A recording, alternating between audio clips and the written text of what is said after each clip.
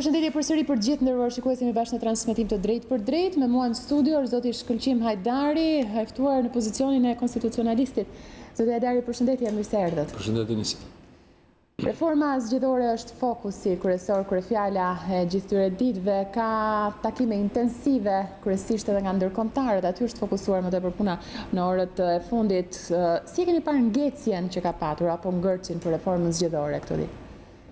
Pas afatit 31 majit.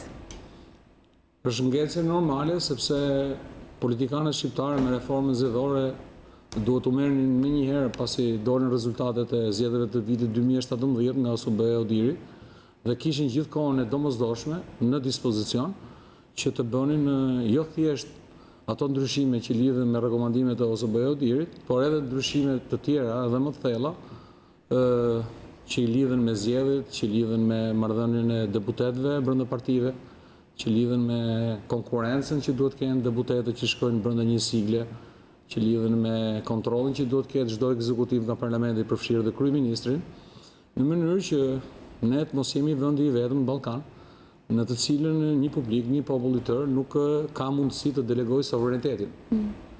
Ju e dini që pas ndryshimeve kushtetuese të vitit 2008, populli shqiptar përveç se zgjedhjeve për pushtetin vendor, nuk ka mundësi që të delegojë dëshirat e veta nëpërmjet deputetëve.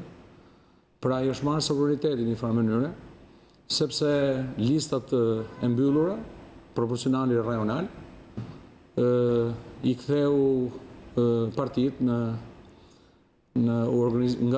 nga organizime vullnetare të cilët funksiononin deri në atë kohë partitë të mëdha në Shqipëri me komitetet drejtuese, me këshilla kombëtar, me alternativa, me mendime ndryshe, u kthyen në parti ku në zgjedhjet e vitit 2009, 2013 dhe 2017 njerëzit nuk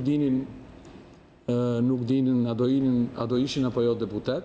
Listat kryetaret i kanë dërguar në afatet e fundit në orën 24, dikush të një partie nuk çoi listë dhe nuk kishte as emrin aty. Fushata elektorale nuk janë bërë në Shqipëri nga pas ndryshimeve kushtetuese, sepse partitë e mëdha kanë informacione të bollshme edhe e din ku kanë fuqinë e tyre politike në zonat e tyre, dhe listat e mbyllura, ato që kanë qenë në vendet të sigurtara s'kan bërë fushat. Ato që nuk kanë qenë në vendet të sigurtara s'kan bërë fushat, se pse bëjnë fushat se dinin që ne jemi këtu kot ngarë, se ne nuk shkojmë dot deputet. Skemen e prishi largimi i opozitës dhe futja e atyre deputetëve që kryetarët nuk i kishin imagjinuar kur që të ishin deputet të tyre. Një kosto kjo që ishte edhe për... Kosto për mirë është kjo, sepse po mos na kishte ndodhur kjo, nuk do të urriste ndërgjegjësimi i gjithëve sot, domethënë i publicistëve, i gazetarëve, i politikbërzëve, i ish 4 kryetarëve të KQZ-ve që para 2 ditëve kanë qenë këtu në studiot tuaja dhe të 4 bashkë kanë thënë që sistemi rajonal me lista mbyllura për Shqipërinë rezultoi sistemi më i keq. Na solli njerëz pa integritet. Gjithsesi tani jemi në diskutimin që nuk ka asnjë sistem që është i keq, se të paktën kështu artikulojnë palët. Çështja është që nuk është prioritet ndryshimi i sistemit. Zoti Hajdari, unë dua t'ju pyes, pretendimet e Partisë Demokratike për reformën zgjedhore si kanë qenë për ju? Pretendimet e Partisë Demokratike janë bërë në kohën ose të opozitës, nuk janë bërë në kohën e duhur për mendimin tim. Sepse opozita shqiptare kur mori përsipër të bëjë një akt ekstrem që s'e ka bërë asnjë pjesë e politikës europiane për të larguar nga parlamenti, duhej që të ngrinte një kaos, jo thjesht kaos qeverisje, po një kaos ligjore, një kaos për ngritjen e demokracisë. Domethënë, opozita kishte gjithë drejtën e vet që për mua të mos e braktiste parlamentin, por meqense vendosin me e braktis parlamentin, duhet lente një draft ligjor me shkrim, me cilët të njëjtë të gjithë organizmat ndërkombëtar, përfshirë edhe Këshillin e Evropës, edhe partnerin tonë strategjik të Bashkuar të Amerikës, që ne largohemi nga parlamenti për 1-2-3 arsye që bënin fjalë për qeverisjen e kryeministit Rama, por ne duam që të bëhen këto ndryshime dhe nuk diskutoheshin që këto ndryshimet që tani ishin të domosdoshme të Hajdarit, por duhet të bëhen edhe propozime tjera që kanë bëjnë, siç e thash në fillim fjalës time, të rregullonin marrëdhënien e garës brenda partive, që janë listat e hapura, të rregullonte marrëdhënien e parlamentit me qeverinë, pra ekzekutivi është një pushtet tjetër dhe parlamenti është një pushtet tjetër, dhe t'ia lente me shkrim. Historit tani që dalë një konferencë shtypi, them që duk të kod zgjedhor, dalë një ndërmarrje elektorale, du një kod tjetër. E thot kryetari aktuali i partisë që ligji zgjedhor, ne jemi të hapur, thot kryetari aktuali i partisë, për ta çelë ligjin zgjedhor, delish kryetari i partisë dhe thot proporcionali që kemi bërë unë, thot me kryeministin Rama është më i miri. Tani kjo është, mu duket i gjikë si tip estrade kjo nisida, me thënë drejtën, nuk më duket serioze, për asnjë njeri, as më shumë për drejtues politik që unë i shikoj si njerëz që duhet përfaqësojnë interesin e publikut.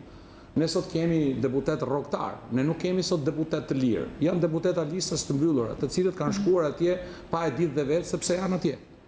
Njerëzit duhet provojnë garë, unë kam qenë sportist, unë kam bërë garë gjithë jetën time. Në garë populli shqiptar nuk gabon, sepse gjithë ato që pretendojnë që edhe po i çelëm listat përsëri kryetarët e partive të mëdha do t'i bëjnë, kjo është gjysmë e vërtetë. Sepse nëse ato do vazhdojnë përsëri me klientel, do bëhen organizime tjera politike të cilët do përfaqësojnë shqiptarë dhe shqiptare që duan me vërtet Shqipërinë dhe duan me vërtet zhvillimin e këtij vendi. Kështu që në këtë kuptim, të gjithë kemi rënë dakord, të gjithë njerëzit e lirë në Shqipëri e dinë që problemet e rigritjes së demokracisë në Shqipëri nuk janë thjesht këto ndryshime që duhet bërë, por meqense hinën e këto ndryshime, këto janë urgjente për të miratuar, këto janë minimumi që duhet bëjnë partitë politike, në mënyrë që në datën 8, kur të diskutohet raporti i Zagrebit, Shqipëria të paktën të çelë negociatat, sepse çelja e negociatave është një fitore e madhe jo thjesht për klasën politike në Shqipëri aktuale, por është për popullin shqiptar dhe për njerëzit e lirë të këtij vendi. Unë mendoj që do të arrijnë marrëveshjen, mendoj unë, sepse kryetari i Partisë Demokratike vetëm një pikë konteston, dhe do të arrihet, besoj, siç ndodhin për herë gjërat një 24 orë përpara se vitet atë, domethënë me datë 6 ose datë 7. Por gjithsesi vullneti duket nga palët, zoti Hajdari, ka vullnet këtu? Apo ka më tepër trysnim? Këtu nuk është punë vullneti. E kupton, këto ndryshimet që lidhen kryesisht me manipulimin e votës, me vjedhjen e votës, me blerjen e votës, me depolitizimin e komisioneve të numërimit, me identifikimin, këto ishin minimale, duhet ishin bërë me kohë. Përderisa i lanë, deri në fund fare, përderisa u katandisëm që partnerët tanë strategjik, ambasadori i Shtetit Bashkuar të Amerikës, ambasadori britanik, profesuesi i Vendit të Bashkimit të Vendit, ambasador Soreka, ti marrin profesuesit tonë politik, e ti veçojnë në ambiente ku janë territore sovrane të vendeve tjera, do të thotë që ndoshta edhe për këtë pjesë se kanë marrë shumë seriozisht. Por tani punët faturë kaq të madhe besoj nuk do marrin. Këto ndryshime që ka rekomanduar Odiri, unë them që do të kalojnë këto ditë, fal edhe trysnisë dhe mbështetjes shumë të madhe që i japin ambasadorët që po e iniciojnë të. Dhe ke këta të fundi doja të ndalesha pak, dhe kryesisht, apo specifikisht tek zonja Juri Kim, ambasadori i Shteteve të Bashkuara. Si keni parë deklaratat e saj, apo të gjitha takimet që ka zhvilluar kanë qenë intensive, qoftë me majorancën, por qoftë edhe me opozitën, me liderët kryesor? Një sjellje fantastike e një diplomateve të dejnë për një vend të madh dhe partner strategjik Shqipërisë. Kur është deklaruar për herë të parë në Shqipëri se cili është prioriteti i ambasadës në Tiranë, ka thënë që ambasada e Shtetit Bashkuar në Tiranë ka 3 prioritete. Prioriteti i parë është forcimi i marrëdhënieve në fushën e ushtarake, në kuadrin e NATO-s, ne jemi vendatar i NATO-s. E dyta është prioriteti i ringritjes dhe forcimit të agjencive dhe institucioneve ligjbatuese. Dhe e treta është krijimi i klimës për thithjen e investimeve të biznesit madh amerikan në Shqipëri. Dhe në këtë kuadër, e gjithë sjellja e ambasadorës është korrekte, por siç janë amerikanët, domethënë që lojnë gjurmë në sjelljet e tyre me vendet mike, ajo ka bërë dhe një propozim interesant.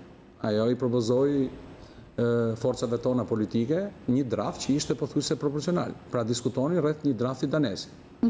Dhe e pruri me shkrim ajo. Për një themu që kryetari i Partisë Demokratike, që është më i interesuar se do marrën pushtet, propozime që i bën do t'i bëj me shkrim. Ambasadori i Shtetit Bashkuar të Amerikës tha bëni këto që ju ka identifikuar si shkelje ose Odiri, dhe nëse nuk mund dilni dot në ndryshime të tjera pa mbaruar këtë herë, se do bëjmë themelin, pastaj do bëjmë shtëpinë. Këta janë themeli, këta duhen bërë patjetër. Dhe nëse doni ta dhe jeni pjek, dhe doni Shqipërinë fort, e doni publikun fort, doni të futni garë mes njëri tjetrit, doni të përfshini edhe gjysmën e popullit që si voton se ka ikë shtetit për arsye ekonomike etj. Ja ku e keni variantin danes.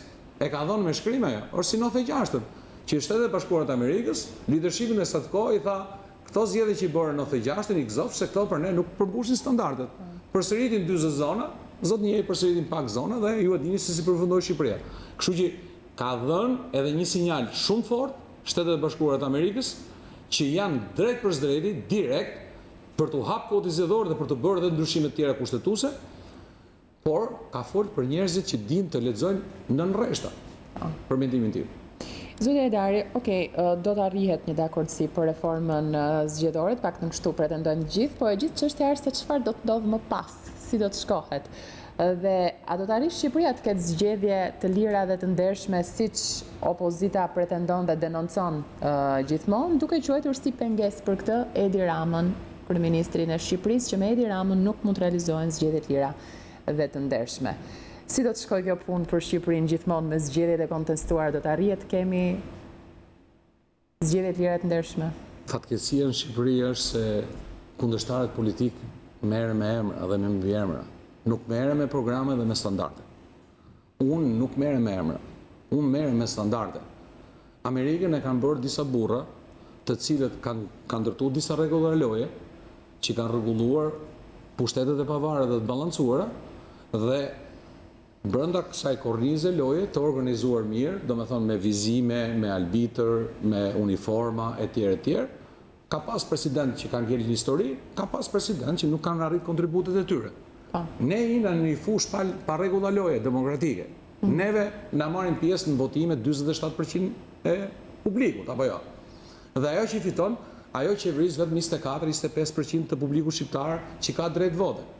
Neve shqiptarët, unë kam për shembull 3 vota më kanë mbet në Shqipëri tash, nga familja, nga gjaku im, dhe 4 vota i kam jashtë. Po i kam larg, nuk i kam tu afër që të vinë me votu. Neve mund të kurrimi akoma më shumë, sepse ku njerëzit nuk shikojnë ngar brenda një siklet partisë ose nuk shohin alternativa të tjera, njerëzit që janë jashtë nuk vinë, kurse njerëzit që janë në Shqipëri nuk dalin në votime. Por nuk ka gjë më të mërshme se Shqipërinë, domethënë nga pikpamja e zhvillimit ekonomik, na kanë marrë në një farë mënyrë edhe remilitancat që na kanë ardhur nga njerëzit tonë që janë jashtë shtetit. Pse atyre ne mos t'i japim të drejtën si një vend demokratik, që edhe ato të kenë drejtën të votojnë dhe të zgjedhin?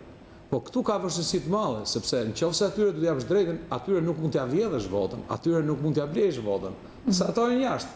Ato nuk shiten as për thes milli dhe nuk kanë frikë as banditët, sepse ato jetojnë në shtete demokratike. Përgjatë këtyre ditëve është diskutuar gjithmonë nëse do të duhet apo do të ishte efektiv apo rezultativ një takim mes Bashës dhe Ramës. Vetë palët janë shprehur që jo, edhe vetë Basha është shprehur që me atë çka ndodhi precedentin e mëparshëm nuk mund të ketë më marrëveshje, nuk mund të ketë më takim me Edi Ramën. Në fakt, duhet të takohen dy liderët? Janë me vonesë për të takuar. Duhet ishin takuar.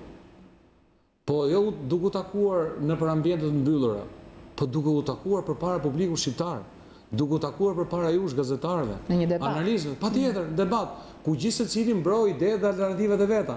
Dhe kjo është shenjë emancipimi demokratik, ku shqiptarët live shikojnë se si flet ai që po qeveris Shqipërinë, si flet ai që pretendon se do ta qeverisë Shqipërinë. Çfarë programi ekonomik ka ai për Shqipërinë që të ndalojë ikjen masive të qytetarëve shqiptar? Çfarë programi ka ai që do vinë pushtet, ose ky që është në pushtet, që t'i përfshi jo me llafe, po me vepra, votën e gjysmët votuesve shqiptarë që janë jashtë? Ne kemi krijuar një këshill ku pjesë më të madhe të atyre, paktën ato që janë nga Amerika dhe nga Londra, pa i përmendur emrat, të diasporës unë i kam miq. Janë zhgënjur njësita. Unë jam komunikim me ato. E nisë me shumë vrull para 3-4 vjetësh, erdhën në Shqipëri, u bë gjithë një program i madh, ku pika e parë e programit ishte domosdoshmërisht në 2021 atë shqiptarët që ishin jashtë shtetit do të votonin. Plus aktivitetet tjera, domethënë sepse kur voton njeriu i krijohet dhe dëshira që ato investime që kanë bërë shqiptarët tanë kudo me djersë, me punë, me gjak, duke votuar, duke qenë një qeverisje e mirë që ka dalë vetëm përmjet votës tyre, kthehen dhe e investojnë tek parat e tyre, tek baballarët që kanë në Shqipëri, tek gjyshit që i kanë botën tjetër e kështu me radhë.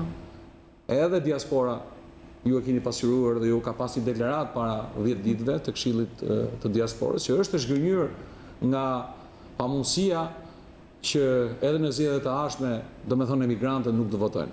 E fundi që duhet të them për këtë pjesë, të gjithë ato çka thuhet, domethënë që kina nuk kemi para, nuk kemi kohë, këto janë gjithë justifikime.